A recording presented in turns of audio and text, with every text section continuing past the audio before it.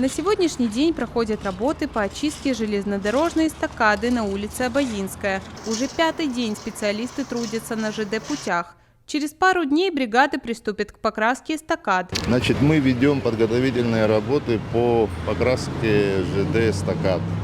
Вот, начали уже с неделю. Сейчас ведем подготовительные работы, потом будем приступать к покраске. Вот, здесь по городу Сухум. Это городская часть, также в районе школы милиции.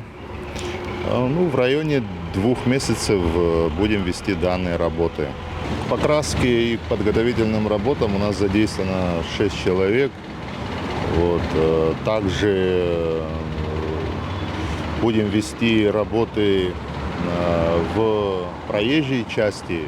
Здесь нам также будут оказывать содействие и городские власти, также ГАИ, потому что когда ведем работы внизу, то нужно будет перекрывать дороги. Бригады Абхазской железной дороги также расчищают искусственные сооружения, водопропускные трубы, тоннели, подпорные стенки. По планам, ремонтные работы железнодорожных эстакад от Сухума до Нового Афона завершатся через 2 месяца. Алиса Адлиба, Инала Гухава, Абаза ТВ.